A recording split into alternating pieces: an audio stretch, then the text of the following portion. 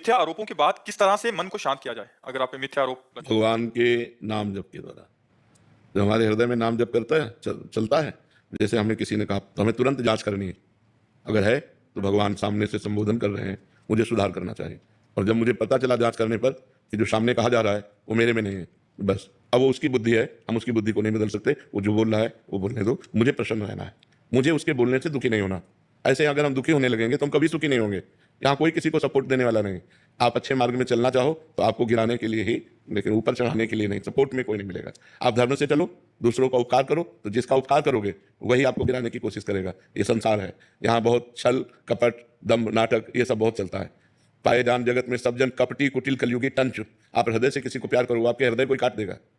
आप अपनी जान पर खेलकर दूसरों को बचाओ, वही समय आने पर तुम्हारी जान लेने पर उतारू हो जाएगा। ये संसार है, इसलिए नेकी कर दरिया में डाल, अच्छा कर और भूल जा। और बुरा जो तुम्हें कोई कह रहा है तो तुम उसे स्वीकार मत करो। ये उसकी बुद्धि है, वो तुम पर मिथ्या आरोप लगा रहा है, ये उसकी बुद्धि है। आप उसकी बुद्धि को देखकर दुखी क्यों हो रहे हैं? आप बिल्कुल फ्रेश रहिए।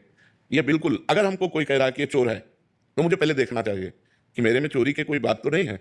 अगर है तो भगवान सामने से हमें संबोधन करें, सुधरना चाहिए, बुरा नहीं मानना चाहिए। अगर मेरे में चोरी नहीं तो फिर मैं बुरा क्यों मानूं? फिर तो मुझे प्रसन्न होना चाहिए। तो इसलिए मिथ्या आरोप तो करेंगे ही। जगत है, बड़े बड़े संतों को नहीं छोड़ा, भगवान को नहीं छोड़ा, तो आपको कैसे छोड़ देगा संसार?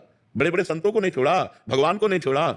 इसलिए अपने को प्रसन्न रखना है, अपने को रखना है, अपने को इनकी बातों में आकर के दुखी नहीं होना है। मान लीजिए अगर हम किसी विभाग में हैं जहां हमें सफाई देने की आवश्यकता है, वहां तो दे सकते पूरी देनी चाहिए। और जब सफाई देने पर भी बात न माने तो अपनी कट्टरता पे लगे, जो होना होगा वही होगा, इसके अलावा नहीं होगा। हम ऐसे मिथ्या आरोपों पे या ऐसे छल कपट वालों के नीचे दबने वाले नहीं। बहुत मतलब मजबूत रहना चाहिए। इसीलिए कह रहे नाम जप करो। जब भगवान का भरोसा होगा तो छाती चौड़ी करके बात करोगे, और इंसान का भरोसा होगा कि साहब अगर हमको हटा दिए तो नौकरी चली जाएगी। अगर ये साहब थोड़ी, साहब का साहब है वो, अगर वो चाहेगा तो सब मंगल ही बन जाएगा। इसकी क्या बात है?